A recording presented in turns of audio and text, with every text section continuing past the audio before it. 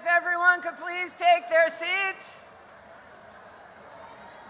All right, everyone, let's take our seats let's do our union hand clap while we're getting everyone together to take their seats. All right, we're gonna go slow, and then we're gonna go fast, all right? You ready? Here we go. Union, union, union, union, union, union, union, union, union, union. Woo!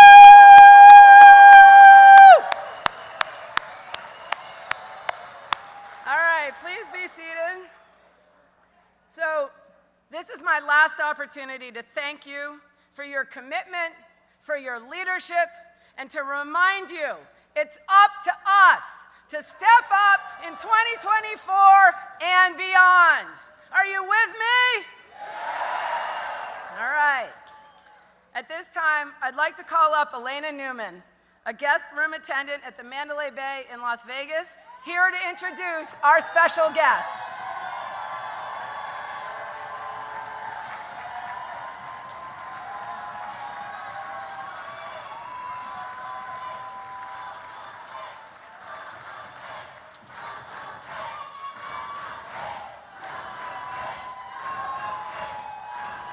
Thank you. Buenos dias, good morning, brothers and sisters. Ni hao. My name is Elena Newman. I am a guest room attendant at Mandalay Bay Delano Casino in Las Vegas. I have been a culinary union member and a leader for over 20 years.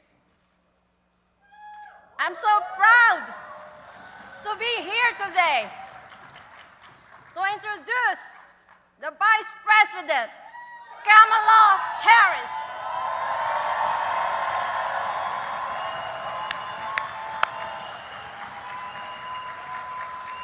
But first, I wanted to say that the Biden and Harris administration has always our back and supported our union.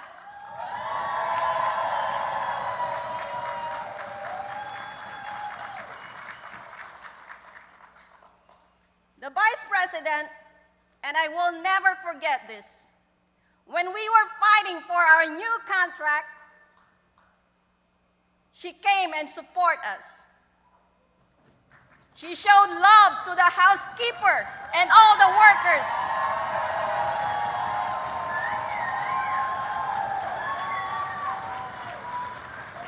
And we won the best ever wage increase, and she celebrated with us.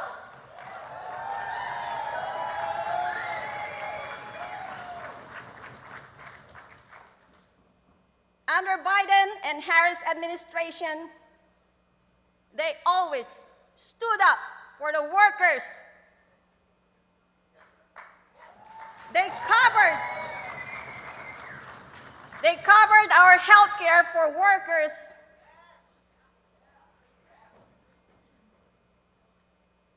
During COVID-19 pandemic. And that is across the country. And that is so important for all the workers and our family.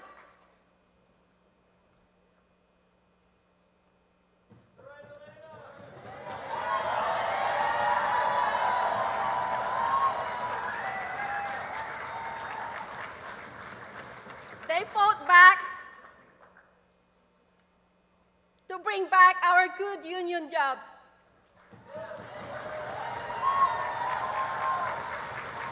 And rebuild our economy. When the COVID is over. And that is great for the workers. They protected the workers' rights in tribal casinos, and that is awesome.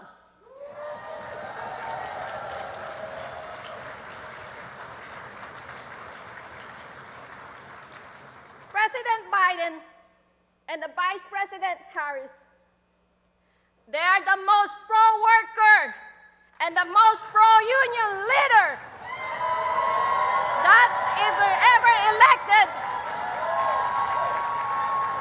and we love to see it.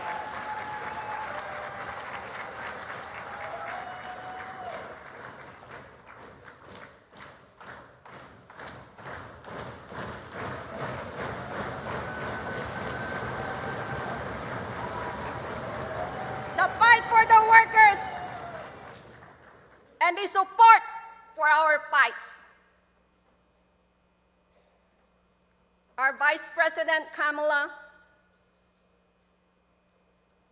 she moved to hotels in order not to cross Unite Here Local 11 picket line in Los Angeles last year.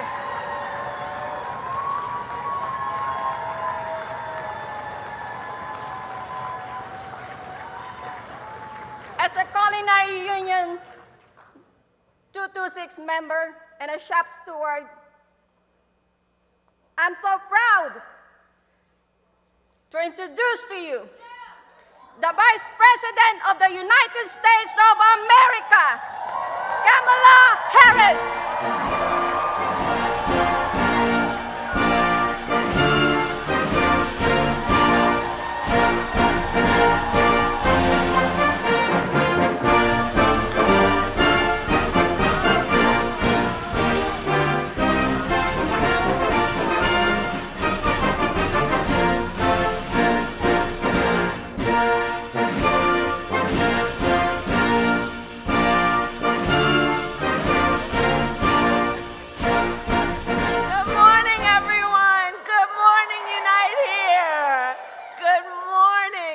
Good to be in the House of Labor. Good morning.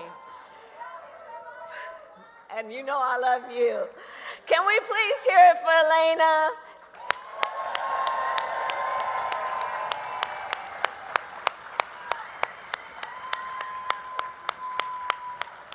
What an extraordinary leader. You and I being together with all of the other members in Las Vegas, and that early day when we didn't know how it was all going to turn out, and you showed such strength, as you do every day. But these are moments of crisis, moments where we don't know where things are going to end up, really do reveal the strong among us, the leaders among us, and Elena is one of them, and I thank you so very much. Thank you. So it's good to be with everyone. Have a seat. Please have a seat.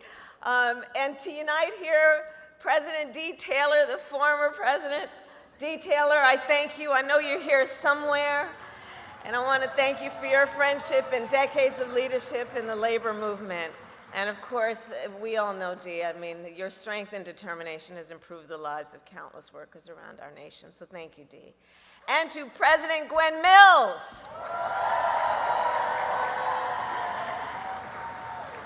Congratulations on your historic election, and we all know that she is going to continue this union's long legacy of impact.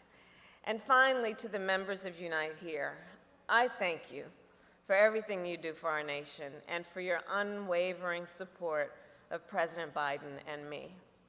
In 2020, in states like Georgia, Nevada, and Arizona, it was you.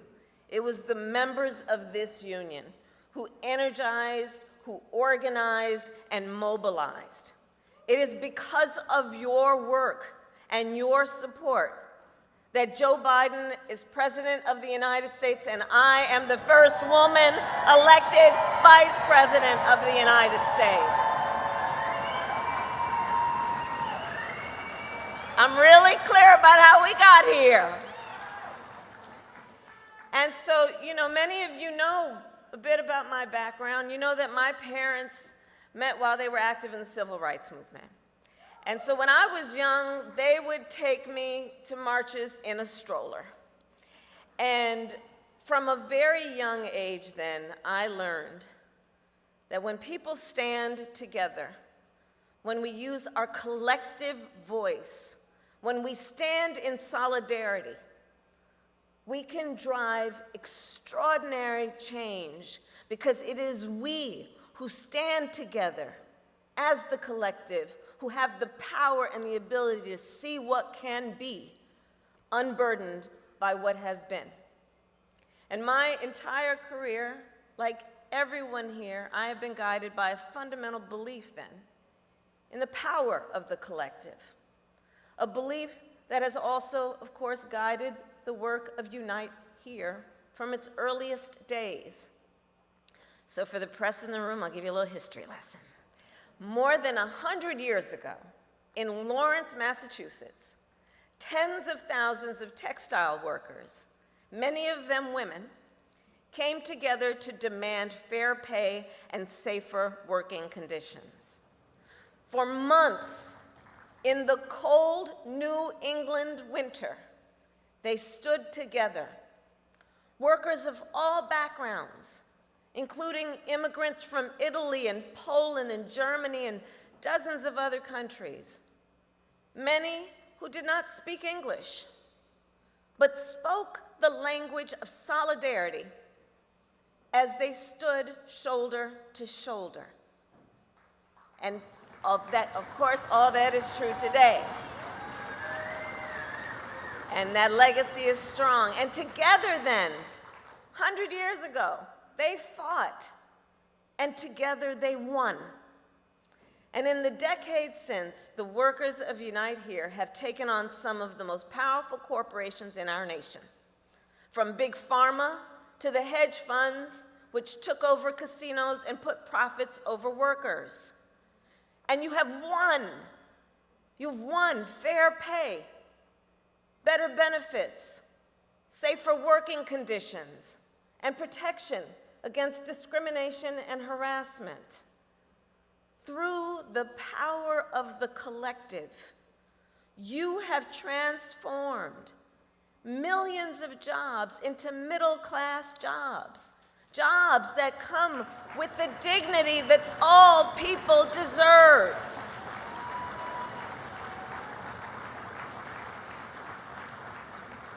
And I know of your work. For many years, I have had the honor to work closely with the leaders of this union.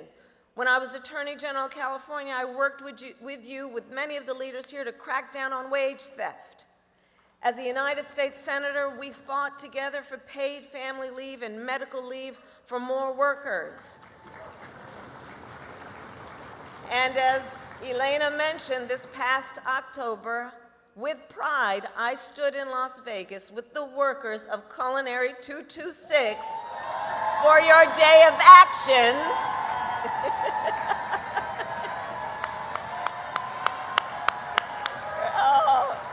For your day of action, and again, 226.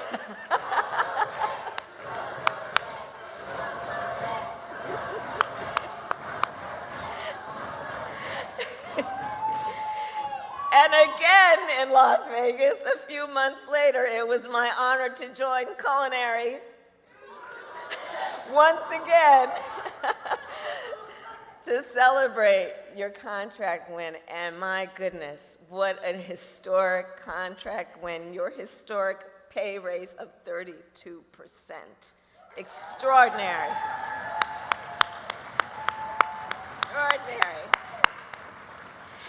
And of course, this was a victory for all workers, because as we in this room know, when union wages go up, everyone's wages go up. When union workplaces are more safe, all workplaces are more safe. When unions are strong, America is strong.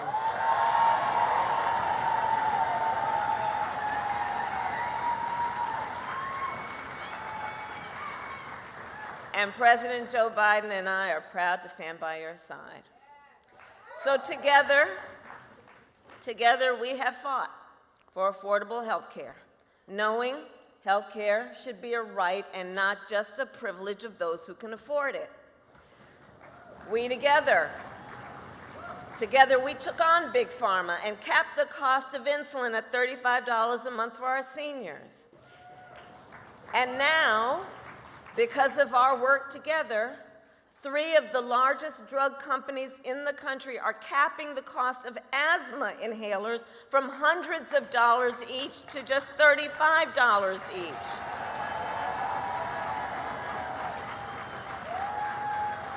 And we know how that affects so many of our babies historically, and how expensive those inhalers have been.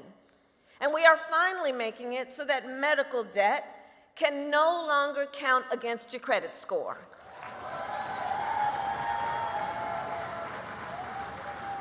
Which means medical debt can no longer get in the way of someone's ability to get a car loan, to get a home loan, to get a lease for an apartment. Because I don't need to tell anyone here, medical debt. Well, most people come by medical debt because of a medical emergency. They didn't ask for it. They didn't save for it. And it happens. And then they're out tens to hundreds of thousands of dollars. And the way it has been working is it can count against somebody's credit score. Well, your credit score is supposed to be a measure of whether you are financially responsible. It doesn't make any sense that you would cause somebody to take a hit to their credit score for a medical emergency, and that's why we're getting rid of that.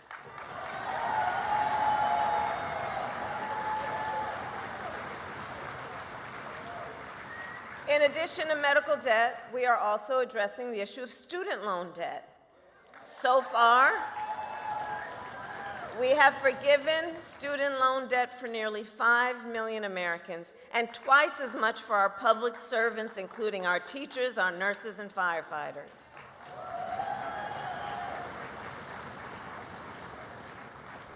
So unite here.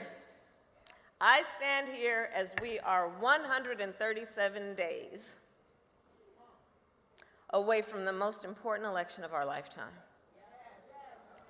And there is a very clear contrast between who we have looked out for and who the last administration looked out for. Whereas the last administration gave tax cuts to billionaires, we gave tax cuts to families with children through the child tax credit. And cut the rate of child poverty in half when we did it. We are also proud to lead the most pro-union administration in the history of America.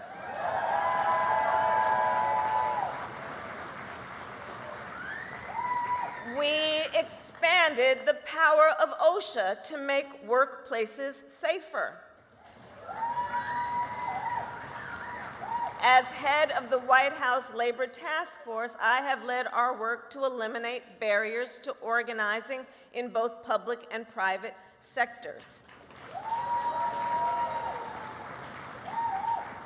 And we did the long overdue work to protect the pension plans of now more than 1 million union workers,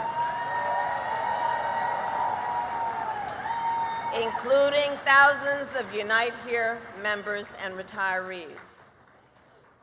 On the issue of immigration, we believe in keeping families together, not tearing them apart. So now undocumented spouses of American citizens who have been in the country for 10 or more years can stay in the country while they apply for a green card. And so can their children.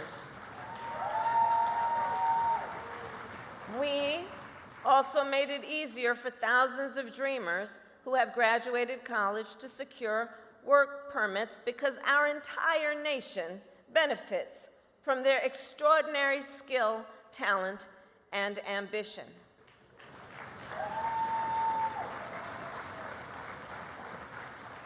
So the bottom line is that in all we do, President Biden and I are guided by the belief that we work for you, and we will fight with you, alongside you, and for you. On the other hand, Donald Trump has made it clear time and time again, He only cares about himself.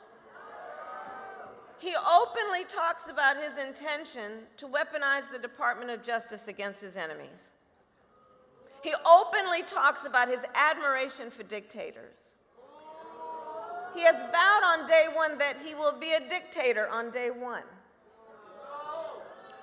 He said he is, and I'm going to quote, proudly responsible for overturning Roe v. Wade and taking freedom of choice from millions of women in our country. And get this, recently in Las Vegas, you might have seen this, recently in Las Vegas, well, it was a typical day in Vegas, it was 104 degrees, you know what I'm saying. But on a day that was 104 degrees and his supporters were outside, Donald Trump told the crowd, and I'm going to quote, "I don't care about you, I just want your vote." Maya Angelou told us how we should think about these kinds of moments. Remember what Maya Angelou said? She said, when someone tells you who they are, believe them the first time. Believe them the first time.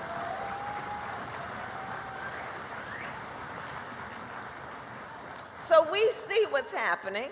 We see what's happening. Donald Trump and his allies, they're working from a playbook to attack freedoms, to spread hate, to divide our country, and to make people feel alone, to make people feel small. But in the face of these attacks, we here know the power of the collective. And unite here, I believe when you know what you stand for, you know what to fight for. We stand for freedom and opportunity. We fight for paid family leave and affordable child care. We fight to lower rents, and we fight to help more Americans buy a home.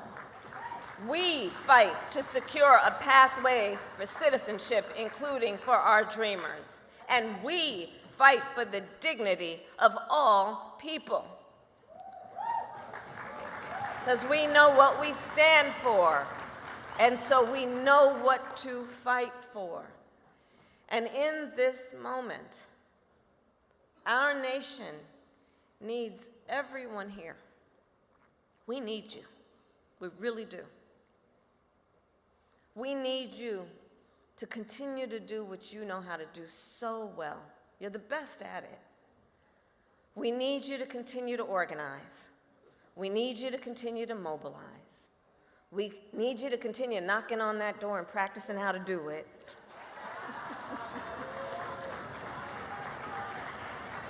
And we need you to make your voices heard. So unite here. Are you ready to make your voices heard? Are you ready to fight for freedom?